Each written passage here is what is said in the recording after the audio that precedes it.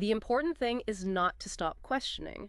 Curiosity has its own reason for existence. That's Mhm. Einstein. A pretty profound thought, isn't it? And yeah, it really sets the stage perfectly for our deep dive today. So imagine this for a moment. Think about the Earth's giant ice sheets, huge, right? Not just frozen landscapes, but like these massive ancient lids holding back incredible power underneath. So what happens? What happens when those lids, after millennia, start to, well, melt away?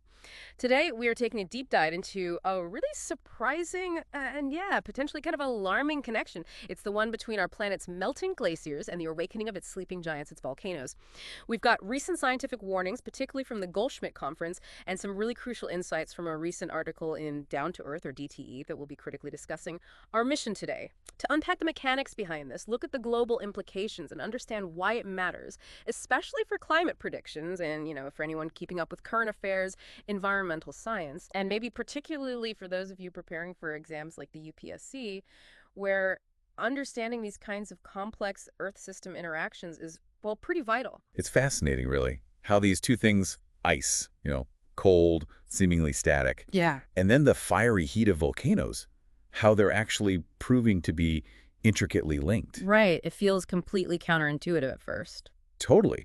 But the scientific evidence is mounting, and it's becoming, well, quite urgent. Urgent is definitely the word. This isn't just theory anymore, is it? Scientists are actively warning about this. Researchers at that Goldschmidt Conference in Prague, they put out a stark message. They said, as climate change speeds up glacier melt, hundreds of dormant subglacial volcanoes around the world could wake up. Yeah, especially focusing on Antarctica. And they don't just mean a bit of smoke. They're talking more frequent and significantly more explosive eruptions. Exactly. And it's important to remember this isn't just one or two isolated volcanoes. Subglaciated volcanoes, the ones covered by ice now, or in the past, they exist globally.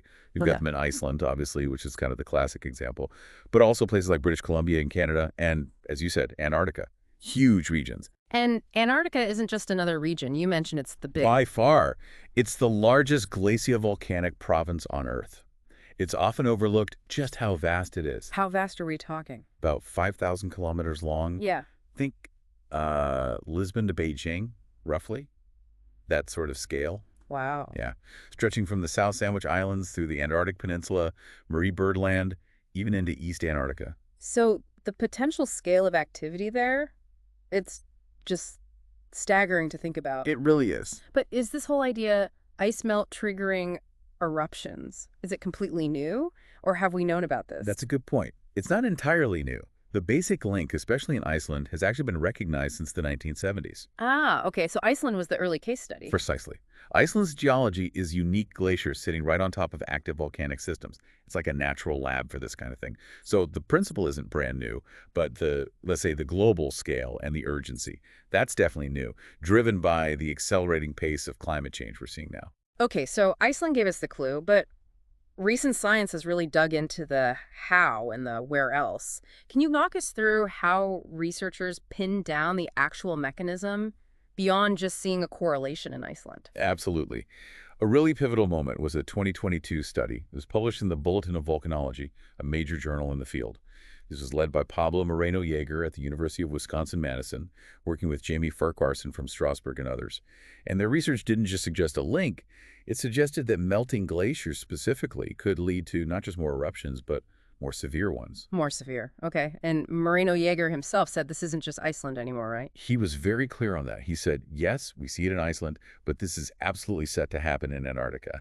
And then he broadened it out, saying other continental regions need a closer look now, too. Places in North America, New Zealand, even parts of Russia. So it really shifts the perspective. This is a global phenomenon we need to watch. Definitely. It demands a rethink of volcanic risk assessment in many parts of the world. So how did they figure this out? What was the methodology in that 2022 study? Oh, it was quite detailed. They looked closely at 6 specific volcanoes.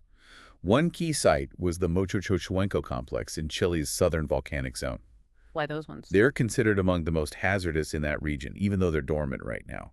So understanding their past is crucial for predicting future risk. And they didn't just look at eruption history, did they? I read something about crystals. Exactly. It was almost like geological detective work.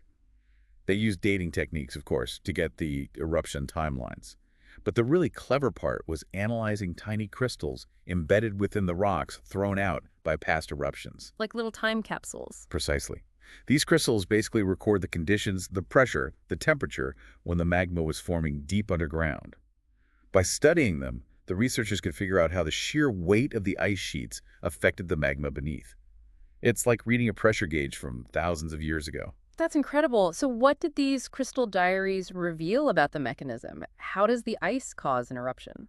Okay, so picture the peak of the last ice age. We're talking maybe 20,000 years ago. You had these incredibly thick ice sheets, kilometers thick in places, pressing down on the Earth's crust.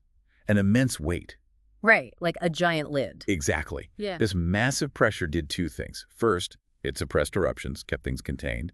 Second, it allowed a large reservoir of silica-rich magma, that's the sticky, explosive kind, to build up deep down, maybe 10 to 15 kilometers below the surface, just sitting there under pressure. Okay, so the ice holds it back. Then what happens when the ice melts? That's the key moment. As the ice age ended and the glaciers retreated, that huge weight was lifted relatively quickly, geologically speaking. The lid comes off. The lid comes off. The Earth's crust, relieved of the pressure, starts to relax, to rebound upward slowly. But crucially, this pressure drop allows the gases dissolved in that deep, trapped magma to expand. Think opening a shaken soda bottle. Ah, the bubbles. Exactly. Those expanding gases dramatically increase the pressure within the magma chamber itself. And that's the trigger. That appears to be the trigger. This internal pressure buildup forces the magma upwards, leading to those explosive eruptions from the deep reservoir. These eruptions helped build the volcanoes we see. And Moreno Jaeger put it quite clearly, didn't he? He did. He said, and I'm paraphrasing slightly, that glaciers tend to suppress eruption volume. But as they retreat due to climate change, volcanoes erupt more often and more explosively. And he stressed the conditions needed. You need that really thick initial ice cover over a magma chamber. The trigger is when that ice starts to retreat, releasing the pressure. Which is happening right now. Which is happening right now, particularly in places like Antarctica. It paints a really vivid picture. It does. And wasn't there an analogy used to explain it? Something about a rubber duck? Yes, that was Jamie Farquharson, one of the co-authors. It's a great way to picture it. He said it's like holding a rubber duck underwater. The ice pressure is like your hand holding the duck down. Okay. When you let go, when the ice melts, the duck, the Earth's crust, bobs back up because the pressure is gone. And as the crust bobs up? It essentially allows the magma underneath, which is less dense than the surrounding rock, to rise more easily towards the surface. The path becomes easier, you could say. That rubber duck analogy really clicks. It simplifies these immense geological forces. But you mentioned earlier this isn't instantaneous. There's a time lag, right? A very important point, yes. Right. The researchers emphasize this is a slow process. We're not talking about volcanoes popping off the moment a glacier disappears. The crustal rebound, the magma movement, it takes centuries. Centuries. Okay, that's somewhat reassuring. It is, in a way. It means this isn't an immediate next week catastrophe scenario. It's a long-term geological shift. It's being accelerated by current climate change. And that timescale gives us time. Exactly. It gives us crucial time for more research, for setting up better monitoring, maybe even developing mitigation strategies down the line. Early warning is potentially still possible. That's vital information for planning, especially for disaster preparedness. Okay, so we have melting ice potentially triggering more explosive eruptions over centuries. Let's connect this back to the climate itself. How do these eruptions affect global temperature? It's not straightforward, is it? No, it's quite complex. In the short term, large volcanic eruptions can actually cool the planet temporarily. Cool it. How does that work? They blast huge amounts of aerosols, tiny particles, mainly sulfur dioxide, which turns into sulfate aerosols high into the stratosphere. These particles act like tiny mirrors, reflecting sunlight back into space before it reaches the surface. Ah, okay, like a temporary sunshade. Pretty much. The classic example is Mount Pinatubo in the Philippines in 1991. That eruption cooled the northern hemisphere by a bit over half a degree Celsius for more than a year. Quite significant. So a short-term cooling effect. Sounds almost like a natural break on warming, but I suspect there's a but. There's a very big but. That cooling is temporary, and Moreno Jaeger specifically warned about the cumulative effects. Meaning if you have lots of eruptions. Exactly. Over time, he explained, the combined effect of multiple eruptions could actually contribute to long-term warming. How? I thought they cooled things down. Because alongside the cooling aerosols, volcanoes also release greenhouse gases. Most importantly, carbon dioxide, CO2. Right. The aerosols fade relatively quickly, but the CO2 lingers. Precisely. The CO2 builds up in the atmosphere over long term, contributing to the greenhouse effect and warming. So melt glaciers, get eruptions, get short-term cooling but long-term warming, which melts more You glaciers. got it. That's the dangerous positive feedback loop scientists are concerned about. Warming causes melting. Melting triggers eruptions. Eruptions cause more long-term warming, which causes more melting. It's a self-reinforcing cycle. Melting glaciers trigger eruptions, and those eruptions could, over time, feed back into the system and accelerate further warming and melting. Wow. That really highlights how interconnected everything is. Pull one thread.